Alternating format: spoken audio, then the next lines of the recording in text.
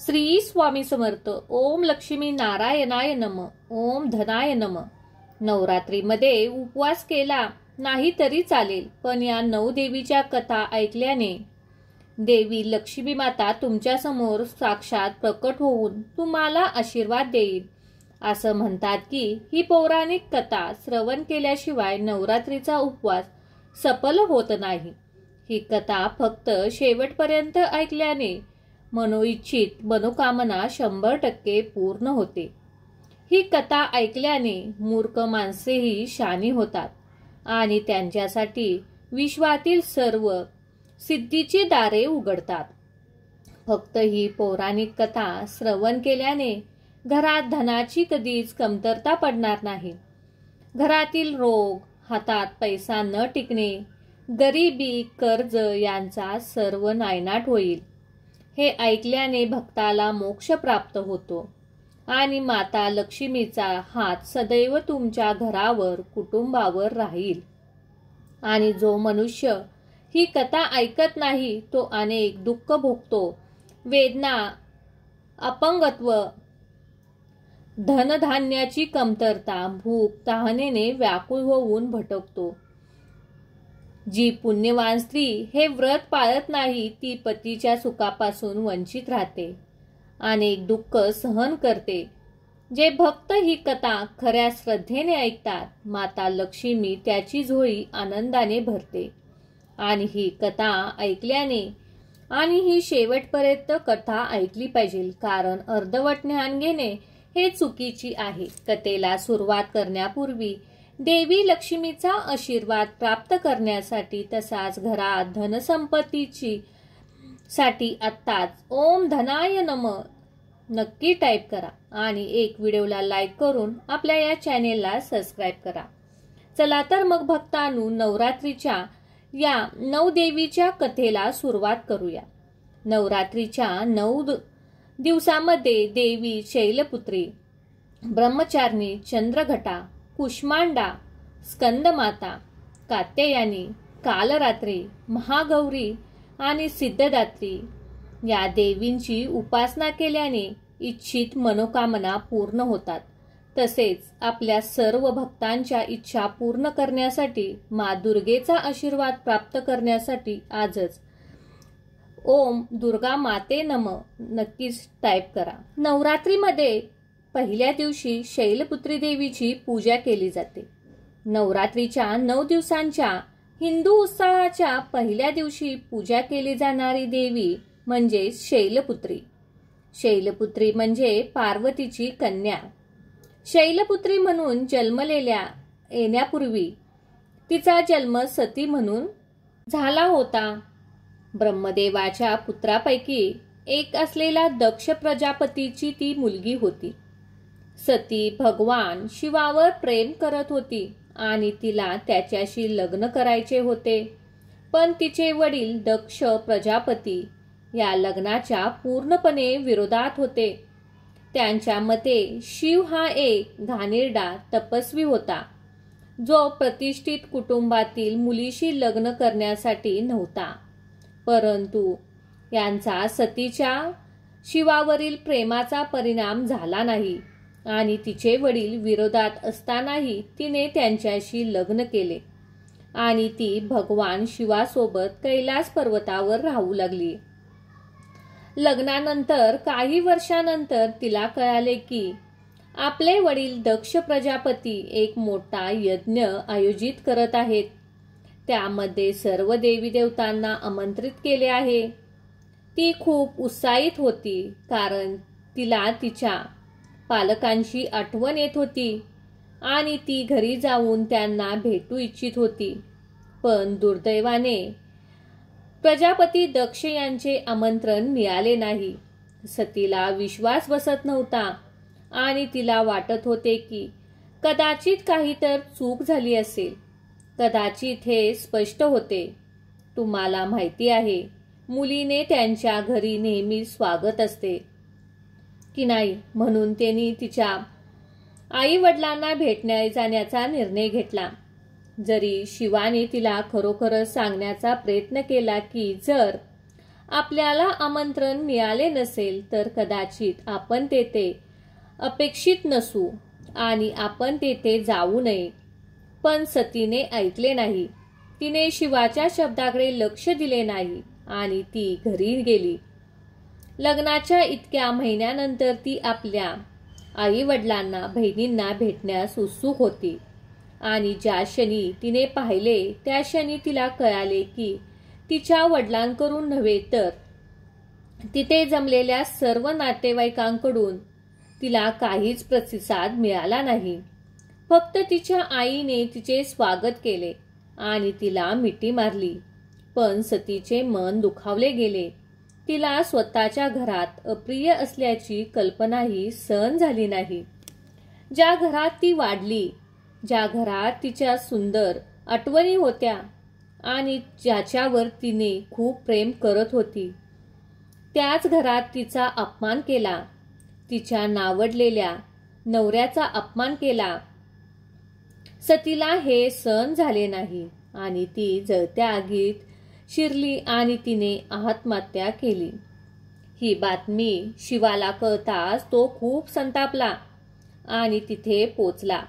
तो इतका रागवला की त्याने आपल्या पत्नीचा अर्धजळलेला मृतदेह आगीतून बाहेर काढला. तो इतका तापला की त्याचा क्रोधी देव वीरभद्राचे रूप धारण केले आणि तिथे प्रचंड विनाश केला. इतका की त्याने दक्ष प्रजापतीचा शिरच्छेदही केला. त्याने आपल्या पत्नीचा अर्धजळलेला मृतदेह क्रोधाने ओढत सोबत नेला. वाटेत सती वेगवेगळे अवयव वेगवेगळ्या ठिकाणी पडले आणि त्या ठिकाणी शक्तिपीठे म्हणतात. भारतात 52 शक्तिपीठे आहेत. भगवान विष्णूच्या हस्तक्षेपामुळे दक्ष प्रजापतीला नंतर क्षमा करण्यात आली आणि त्याला मेंढ्याचे डोके देण्यात आले. त्याने सर्व देवांच्या उपस्थितीत आपला यज्ञही पूर्ण केला. सतीने पुन्हा जन्म घेतला आणि त्यावेळी ती हिमालयाची कन्या म्हणून तिला शैलपुत्री म्हणून ओळखले जाऊ लागले. याचाच अर्थ हिमालयाची कन्या असा होतो. त्याच अवताराची तिची पार्वती आणि हेमावती अशी 2 नावे होती आणि या जन्मातही तिचा विवाह भगवान शिवाशी झाला होता. शैलपुत्री ही दुर्गेच्या सर्वात शक्तिशाली रूपापैकी एक मानले जाते आणि नवरात्रीच्या पहिल्या दिवशी आपण तिची प्रार्थना करतो. ती प्रचंड शक्तिशाली आहे. ती नंदी नावाच्या बैलावर स्वार होते आणि तिच्याकडे त्रिशूल आणि कमळ आहे. ती तिच्या अनेक भक्तांसाठी ओळखली जाते. त्यानंतर ब्रह्मचारिणी रूपचे ती रूप धारण करते. ब्रह्मचारिणी देवी ही दुर्गेचे एक रूप आहे जी नवरात्रीच्या 9 दिवसाच्या उत्सवात दुसऱ्या दिवशी साजरी केली जाते. मागील जन्मात सती म्हणून आत्मदहन केल्यानंतर तिने पुन्हा जन्म घेतला आणि त्यावेळी तिचा जन्म पर्वतराजाच्या पोटी हिमालयात झाला. या जन्मातच तिला पार्वती म्हणून ओळखले गेले आणि या जन्मात पार्वती ब्रह्मचारिणी झाली. तिथे ब्रह्म म्हणजे तपस्या आणि चरणी म्हणजे एक स्त्री भक्त, एक उत्कृष्ट स्त्री भक्त.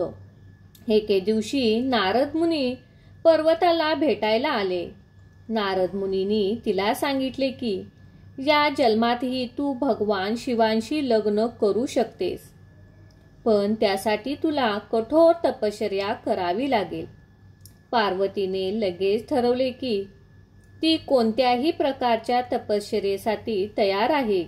ती कठोर तपश्चर्या करायला लागली. ती सामान्य तपस्या नव्हती. तिची तपस्या हजारो वर्ष चालली.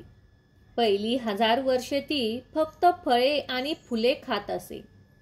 पुढची 100 वर्षे ती फक्त भाज्या खात असे. पुढची 3000 वर्षे ती फक्त वाळलेली पाने खात असे. अशा प्रकारे तपस्या किंवा वेगळीच तपस्या तिने केली.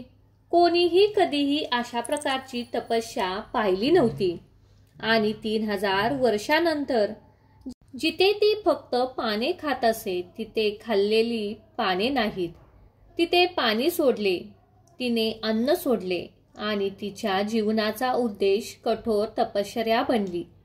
ही अशक्त आणि पूर्णपणे क्षीण झाली. एकदा तिची आई तिला भेटण्यासाठी आली तेव्हा तिला पाहून ती भारावून गेली आणि म्हणाली, "अरे आई." या बोलण्यामुळेच कधीकधी पार्वतीला उमा असे म्हणतात. तेव्हा तिने पाने खाणे सोडून दिले. तेव्हा तिने स्वतःचे दुसरे नाव मिळवले, ते म्हणजे अर्पणा, पानाशिवाय राहणारी.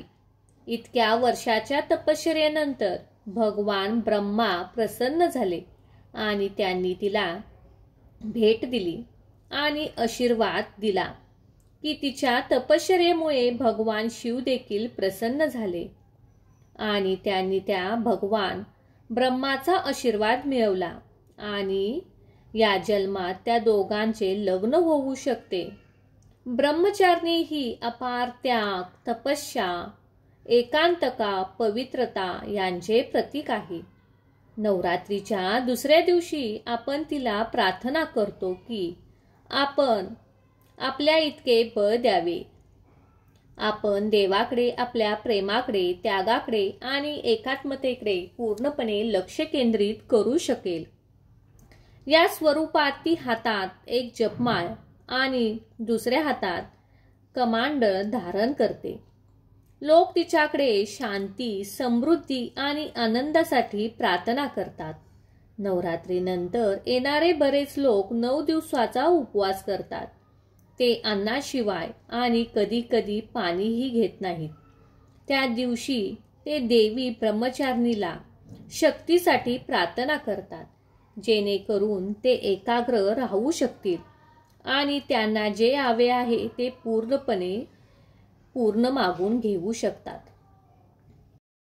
त्यानंतरचे तिसरे रूप म्हणजे कपाळावर घंटासारखा चंद्रकोर असलेली ती वाघावर स्वार होते आणि चांगल्यांचे रक्षण करते. तेव्हा शिव लग्नासाठी कठोर भयानक रूपात आले तेव्हा पार्वतीने एक तेजस्वी वीर रूप धारण केले, ते म्हणजे चंद्रघंटा, आणि एक भव्य समारंभ आयोजित करण्याची विनंती केली. शिवाचे रूपांतर झाले. लग्नाला सर्वांनी आशीर्वाद दिला.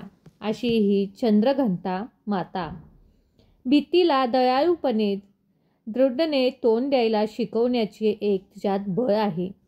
म्हणूनच भक्तांनो, तिसरी आपण कथा ऐकणार आहोत ती मा चंद्रघंटाची. नवरात्रीच्या शुभ उत्साहाच्या तिसऱ्या दिवशी आपण देवी चंद्रघंटा देवीची प्रार्थना करतो. चंद्रघंटा ज्या देवीचे कपाळ चंद्रकोराच्या आकाराच्या ने सजलेले आहे आणि जे मंदिराच्या घंटेसारखे दिसते. घंटा म्हणजे काय? चंद्रघंटा हे नाव कसे पडले? या रूपात देवी दुर्गेने दुसरा अवतार कसा घेतला? तिच्या मागील एका जन्मात देवी दुर्गा सती म्हणून जन्माला आली होती आणि तिने स्वतःला दहन केले होते. तेव्हा तिचा पुनर्जन्म झाला. तेव्हा ती हिमवन आणि पार्वतीची देवता मेनाच्या पोटी जन्मली. असे म्हटले जाते की हिमवन आणि मेनाने कठोर तपश्चर्या केली होती आणि आदिशक्तीची प्रार्थना केली होती आणि देवी दुर्गेचे स्वतःचीच मुलगी पार्वती म्हणून जन्म घेतला होता. आणि नारद मुनींच्या आग्रहावरून पार्वतीने भगवान शिवाचे प्रेम जिंकण्यासाठी कठोर तपश्चर्या केली आणि नंतर कठोर तपश्चर्येनंतर भगवान शिव तिच्याशी विवाह करण्यास तयार झाले. तथापि सती गमावल्यानंतर भगवान शिव अलिप्त झाले होते. त्यांना आता कशाचीही पर्वा नव्हती. म्हणून जेव्हा तो विवाह सोहळ्यासाठी हिमवन आणि मेनाच्या घरी आले तेव्हा ते खरोखरच भयानक दिसत होते. त्याच्या विखरलेले केसांनी, राखेने माखलेले शरीराने, संपूर्ण शरीरावर सापाने भरलेले, त्यांच्या रूपाने लग्नासाठी जमलेले सर्व लोक भीती वाटू लागली. आणि इतके की त्या लग्नाच्या मिरवणुकीत तपस्वी, भूत होते हिमवन आणि मेनाचे काही नातेवाईक तर भीतीने बेशुद्ध झाले. पार्वतीने त्याला पाहिले तेव्हा ती अस्वस्थ झाली. हो, ती देखील घाबरली होती, पण तिला हार मानायची नव्हती. आता नाही, तिने केलेल्या कठोर तपश्चर्येनंतर. म्हणून तिने खूप भयानक रूप धारण केले. ती प्रचंड मोठी झाली होती. ती सिंहावर बसली होती आणि तिचा देह आणि तिचे 10 हात वाढले होते आणि तिच्या प्रत्येक हातात वेगवेगळी वस्तू होती. एका हातात त्रिशूल, एका हातात गदा, बाण, धनुष्य, तलवार, कमळ, कण, घंटा, कमंडल. आणि तिने तिच्या भक्तांना आशीर्वाद देण्यासाठी तिचा 10वा हात सोडला आणि मग तिचे डोळे मिटले आणि शुद्ध अंतकरणाने तिने भगवान शिव यांना प्रार्थना केली आणि तिचे अवतार बदलण्याची विनंती केली. त्यांचे रूप बदलण्यासाठी, अधिक देखणे वर म्हणून तिथे येण्यासाठी आणि देखणे मिरवणूक घेऊन जाण्यासाठी भगवान शिवाची तिने प्रार्थना ऐकली आणि लगेच आपल्या सुंदर अवताराच्या रूपांतरित झाली. आणि त्या लग्नाच्या मिरवणुकीत देव, देवी, देवता यांचा समावेश होता आणि त्या दोघांनीही लग्न मोठ्या थाटामाटात आणि दिमाक्यात झाले. त्या दिवसापासून नवरात्रीच्या 3ऱ्या दिवशी देवी दुर्गेचा अवतार आदिशक्ती देवी दुर्गा मा चंद्रघंटा साजरी करते आणि हीच तिची प्रार्थना करते. असे म्हटले जाते की जेव्हा भक्त शुद्ध अंतकरणाने मा चंद्रघंटा यांची प्रार्थना करतात तेव्हा त्यांच्या जीवनातील सर्व नकारात्मक ऊर्जा नष्ट करते. त्यांचे सर्व पाप आणि भूतप्रेतांचे क्लेश, नकारात्मक असलेले नैराश्य, मानसिक चिंता, क्लेश आणि त्रास सर्व नष्ट होतात. जेव्हा ती सिंहावर स्वार होते तेव्हा ती सकारात्मकता आणि क्रूरता प्रकट करते. तरीही ती भक्तांप्रती तिच्यात मातृत्वाची भावना आहे. भक्तांनो, 4थ्या दिवशी मा कुष्मांडाची पूजा केली जाते. देवी कुष्मांडा ही दुर्गेच्या एका रूपाची देवी आहे, जिची पूजा सर्वत्र नवरात्रीच्या 4थ्या दिवशी केली जाते. मा कुष्मांडाला हसणारी देवी म्हणूनही ओळखले जाते. तिचे नाव 3 लहान शब्दांमध्ये भाषांतरित केले आहे. कु म्हणजे लहान, उष्मा म्हणजे लहान आणि हसणारी, आणि अंडा म्हणजे अंडी, ज्याचे भाषांतर एका लहान वंशिक अंड्यामध्ये होते. असे मानले जाते की मा कुष्मांडानेच विश्वाची निर्मिती केली. सुरुवातीला जेव्हा काहीच नव्हते आणि फक्त अंधार होता तेव्हा मा कुष्मांडा तिच्या ऊर्जेचा वापर करून एक लहान वंशिक अंडे निर्माण केले आणि जिथे आपण राहते तिथे ब्रह्मांड आहे. असे मानले जाते की सूर्याच्या मध्यभागी वास करणारी मा कुष्मांडा आहे व तिचे सूर्याला दिशा देणारी आहे. ती सर्व विश्वाला उबदारपणा आणि ऊर्जा देणारी आहे. काळाच्या सुरुवातीला जेव्हा काहीच नव्हते तेव्हा मा कुष्मांडा यांची विश्वाची निर्मिती केली. तिने 3 जीव निर्माण केले. तिच्या डाव्या डोळ्यापासून तिने महाकाली नावाची एक भयानक देवी निर्माण केली. तिच्या 3ऱ्या डोळ्यापासून, तिच्या कपाळापासून तिने मा निर्माण केली आणि तिच्या उजव्या डोळ्यापासून एक दयाळू आणि हसणारी देवी महासरस्वती निर्माण केली आणि मग या 3 जीवाकडे पाहू लागली. महालक्ष्मी, महाकाली आणि महासरस्वती ही पृथ्वीची पहिली 3 जीवन रूपे होती. तिने महाकालीवर एक नजर टाकली. महाकालीपासून एक नर आणि एक मादी जन्माला आली. त्या नराला 5 डोकी आणि 10 हात होते. तिने त्याचे नाव शिव ठेवले. मादीला 1 डोके आणि 4 हात होते. तिचे नाव सरस्वती ठेवले. नंतर तिने महालक्ष्मीकडे पाहिले आणि त्यांच्यापासून 1 नर आणि 1 मादी जन्माला आली. त्या नराला 4 डोकी आणि 4 हात होते. तिने त्याचे नाव ब्रह्मा ठेवले. मादीला 1 डोके आणि 4 हात होते. तिने त्याचे नाव लक्ष्मी ठेवले. आणि मग माता कुष्मांडाने महासरस्वतीकडे पाहिले आणि त्यांच्यातूनही 1 नर आणि 1 मादी निर्माण झाली. नराला 1 डोके आणि 4 हात होते. तिने त्यांचे नाव विष्णू ठेवले.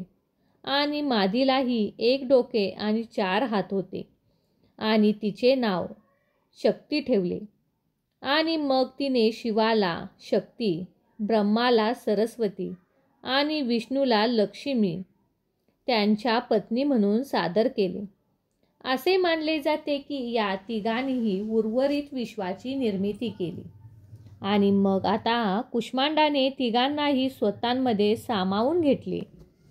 तिने महाकाली, महासरस्वती, महालक्ष्मी या सर्वांना स्वतःभोवती सामावून घेतले. आणि मग असे म्हटले जाते की शक्तीच्या ऊर्जेच्या कक्षाचे रूपांतर रूपाच्या कक्षेत रूपात एकरूप झाली. आणि तेव्हापासून असे मानले जाते की माता कुष्मांडा हीच आहे जी प्रत्यक्ष संपूर्ण विश्वाला त्याची उष्णता आणि ऊर्जा प्रदान करते. नवरात्रीच्या 4थ्या दिवशी आपण कुष्मांडा मातेला प्रार्थना करतो आणि तिची भक्तांना जीवनातील सर्व अडथळे दूर करते.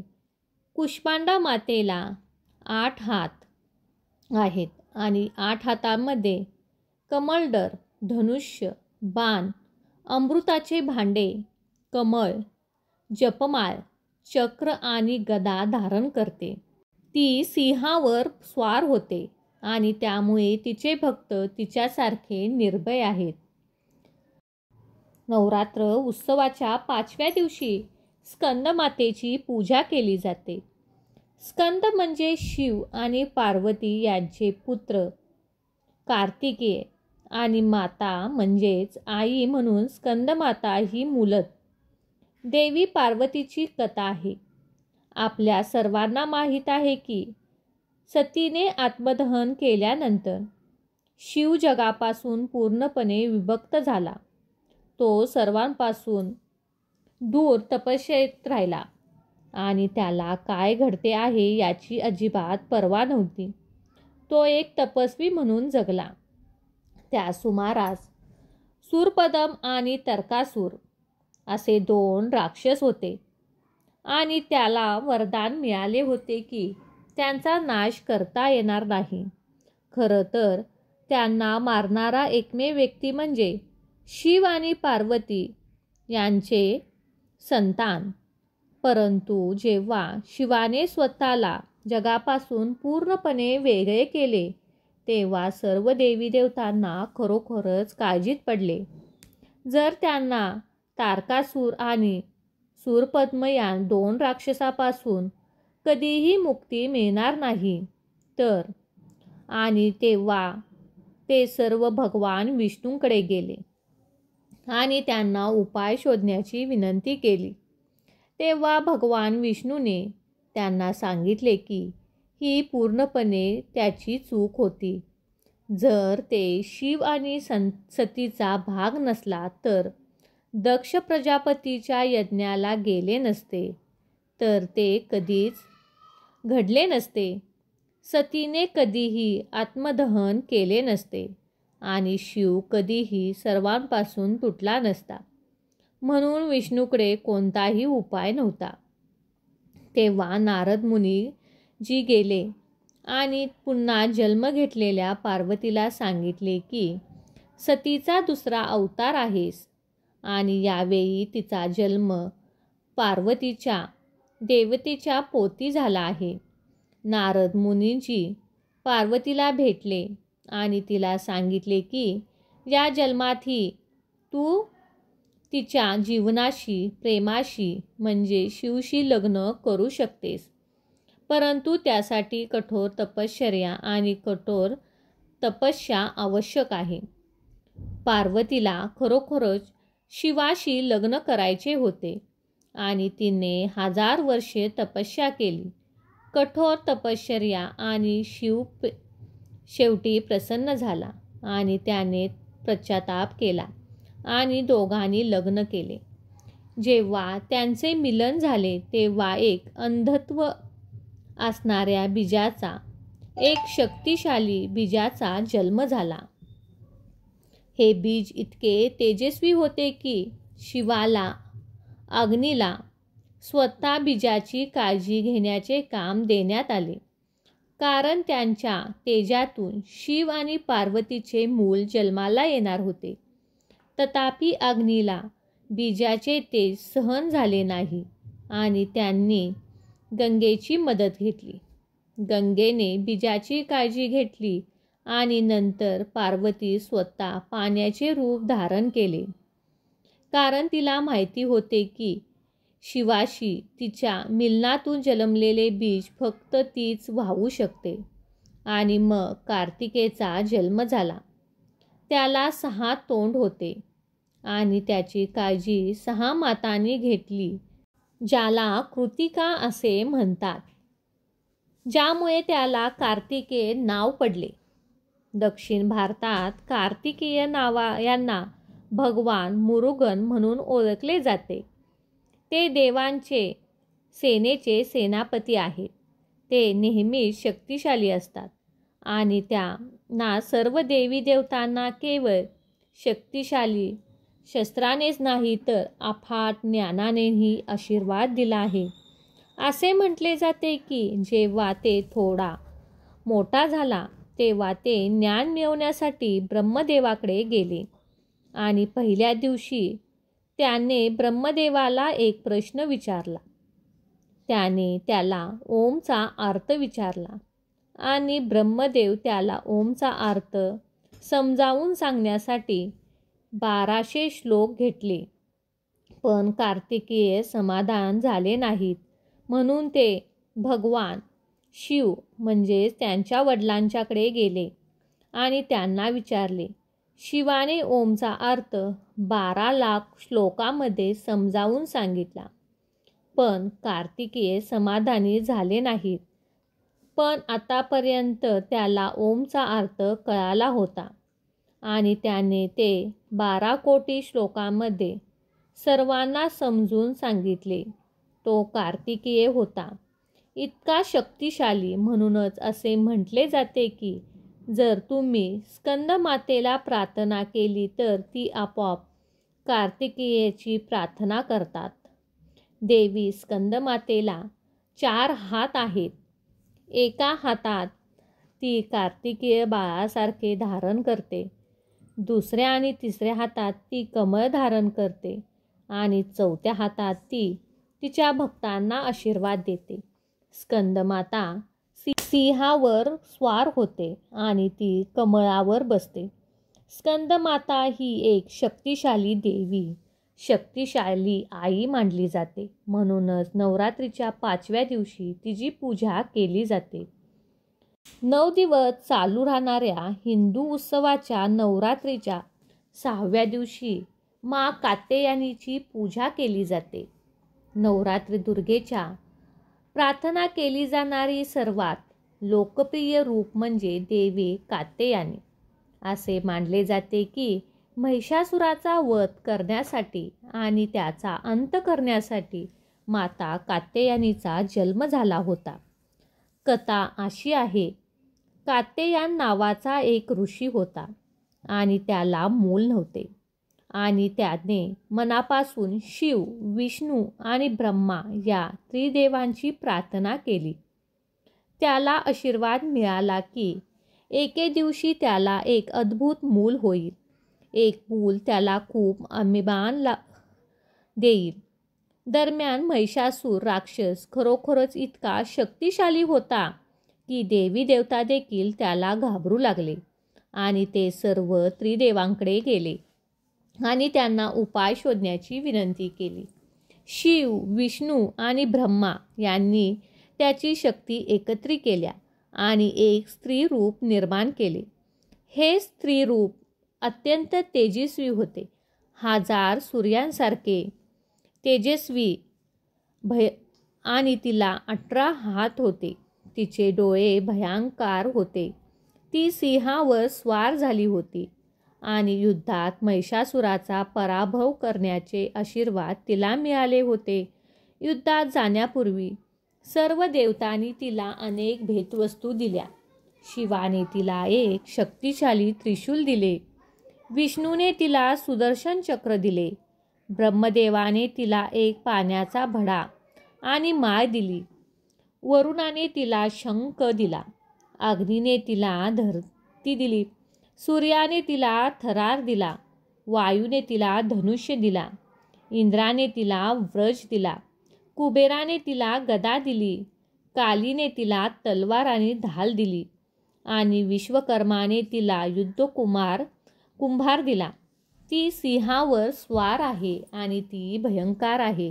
असे म्हटले जाते की तिने महिषासुरासारखी एक महाभयंकर युद्ध केले.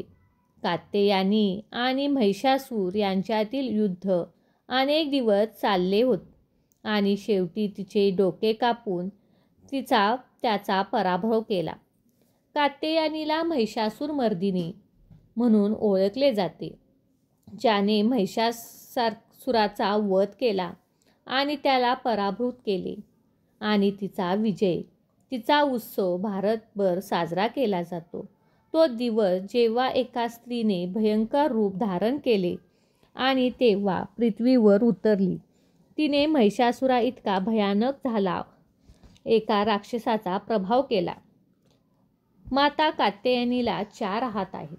एका हातात ती तलवार धरते, दुसऱ्या हातात ती कमळ धरते, तिसऱ्या हातात आशीर्वाद देते आणि चौथा हात त्याचे रक्षण करतो. नवरात्रीच्या 7व्या दिवशी आपण दुर्गेचा 7वा अवतार कालरात्री साजरी करतो. तिला शुभमकारी म्हणून ओळखले जाते. कालरात्री ही देवी दुर्गेचे सर्वात भयंकर रूप आहे. ती दुष्टांचा नाश करणारी आहे. माता कालरात्री रात्रीसारखी काळ्या रंगाची आहे आणि तिचे तेजस्वी डोळे आहेत. ती अग्नी सोडते. तिचे 4 हात आहेत. एका हातात ती वज्रधारी आहे आणि दुसऱ्या हातात ती तलवार धारण करते. काही कथांमध्ये असे म्हटले आहे की तिने इतर 2 हात मुद्रेमध्ये होते, एक अभय मध्ये आणि तिच्या निर्भयतेचे प्रतीक आहे आणि दुसरा वरदमध्ये, जो तिच्या परोपकाराचे प्रतीक आहे. काही जण म्हणतात की एका हाताने धरते आणि दुसऱ्या हाताने रक्षण करते. शुभ आणि निशुभ या असुरांची देवलोकावर आक्रमण करून इंद्राचे राज्य नष्ट केल्यानंतर देव असहाय्य झाले होते. या 2 असुरांना वरदान होते की कोणत्याही मनुष्य किंवा देव त्यांना मारू शकत नाही. देवाने दहशतीपासून वाचण्यासाठी इंद्र पार्वतीला भेटला आणि तिला परिस्थितीची माहिती दिली आणि तिला परिस्थितीनुसार पार्वतीने राक्षसांचा सामना करण्यासाठी चंडी, ज्याला काली म्हणून ओळखतो, तिला पाठवले. तथापि शुभ आणि निशुंभाचे चंड आणि मुंड नावाच्या 2 इतर राक्षसांच्या आधीच युद्धभूमीवर पाठवले होते. चंडने राक्षसाचा वध केला आणि स्वतःला चामुंडा हे नाव दिले. त्यानंतर तिला रक्तबीज नावाचा दुसरा राक्षसाचा सामना करावा लागला. रक्तबीजाला एक विचित्र आणि शक्तिशाली वरदान होते. त्याला कधीही नष्ट करता येत नव्हते. जेव्हा रक्तबीजाचे रक्त सांडले आणि ते जमिनीच्या संपर्कात आले, तेव्हा एक नवीन रक्तबीज उदयास येत असे. यामुळे माता कालरात्री संतप्त झाली आणि तिने त्याला मारताच जमिनीच्या संपर्कात येण्यापासून तिने वाकून त्याचे रक्त प्यायले. रक्तबीजाचा हा शेवट होता. त्यानंतर माता कालरात्रीने शुभ आणि निशुंभाचा वध केला आणि देवलोकात शांतता प्रस्थापित केली.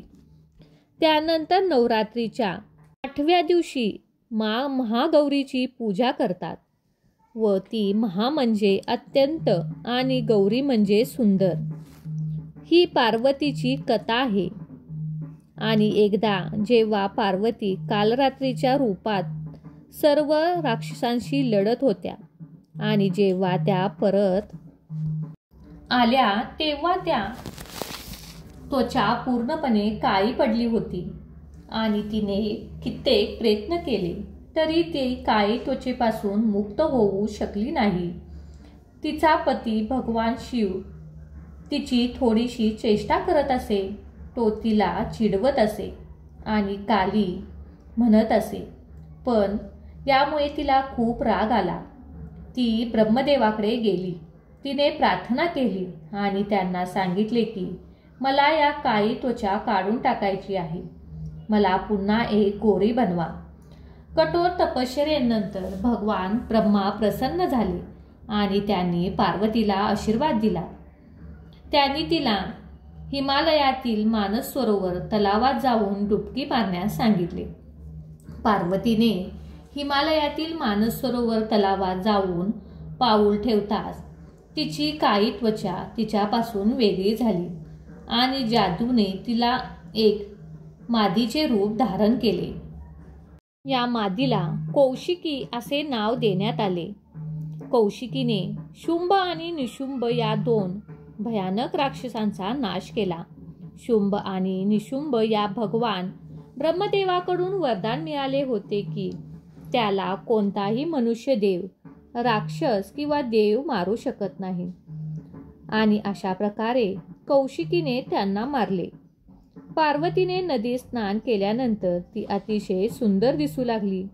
तिची त्वचा आता गोरी आणि तेजस्वी झाली होती आणि पुन्हा एकदा ती गोरी झाली आणि तिला महागौरी म्हणून ओळखू लागले. या महागौरीला 4 हात आहेत.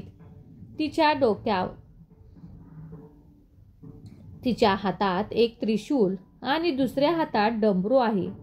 ती पांढऱ्या बैलावर स्वार आहे. ती दयाळूपणा आणि नैतिकतेचे प्रतीक आहे. ती एक अद्भुत कथा होती की नाही? मग तिला काहीतरी विचार करावा लावते. मला सांगा, गोरी त्वचा खरोखर सौंदर्याचे प्रतीक आहे का? गोरी त्वचा असणे महत्त्वाचे आहे का की गोरे हृदय? मला वाटते की महागौरीचे हृदय प्रचंड धाडसी आणि सुंदर होते आणि तिची त्वचा रंग कोणताही असला तरी तिने आधी आणि नंतर राक्षसाचा नाश केला. नवरात्रीच्या 9व्या दिवशी सिद्धदात्रीची पूजा केली जाते. असे म्हटले जाते की काळाच्या सुरुवातीला जेव्हा फक्त अंधार होता तेव्हा माता कुष्मांडाने तिच्या तेजस्वी हास्याने विश्वाची निर्मिती केली. तिने पवित्र त्रिमूर्ती भगवान शिव, भगवान ब्रह्मा आणि भगवान विष्णू यांची निर्मिती केली आणि प्रत्येकाला एक भूमिका दिली. ब्रह्मा निर्माता, विष्णू संरक्षक आणि शिव संहारक. त्यानंतर शिवाने अधिक आध्यात्मिक शक्तीसाठी प्रार्थना केली. हे प्रदान करण्यासाठी कुष्मांडाने आणखीन एक देवी सिद्धदात्री प्रकट केली. तिने शिवाला केवळ 8 शास्त्रीय सिद्धी, अष्टसिद्धीच नव्हे तर एकूण 18 सिद्धींचा आशीर्वाद दिला. तिच्या कृपेने शिव अर्धनारीश्वर बनला. अर्धा पुरुष आणि अर्धा स्त्री, पूर्णपणे संतुलनाचे प्रतीक. सिद्धदात्री ब्रह्मा आणि विष्णू यांना 8 सिद्ध्या दिल्या, ज्या पुढील प्रमाणे आहेत. अनिमा, अणु इतके लहान होण्याची क्षमता. महिमा, अमर्यादित मोठे होण्याची क्षमता. गिरिमा, अमर्याद जड होण्याची क्षमता. लघिमा, अमर्याद हलके होण्याची क्षमता. प्राप्ती, कुठेही पोचण्याची क्षमता. पराक्रमा, सर्व इच्छा पूर्ण करण्याची क्षमता, ईशित्व, प्रभुत्व, विशित्व, सर्वस्वावर नियंत्रण ठेवण्याचे आणि प्रभाव पाडण्याची शक्ती. सिद्धदात्री कमळावर बसलेली आहे आणि सिंहावर स्वार आहे. तिच्या हातात 4 आहेत: गदा, चक्र, कमळ, शंख. तिची पूजा केवळ मानवच करत नाही तर देव, गंधर्व, असुर, यक्ष आणि सिद्ध देखील हिची प्रार्थना करतात. भक्तांनो, नवरात्रीच्या 9 दिवसांमध्ये नवदुर्गेचे आशीर्वाद मिळवण्यासाठी या कथा जरूर ऐकाव्यात. जर तुम्हाला ही माहिती आवडली असेल तर व्हिडिओला लाईक करा आणि हा व्हिडिओ तुमच्या मित्रपरिवारात शेअर करा. श्री स्वामी समर्थ.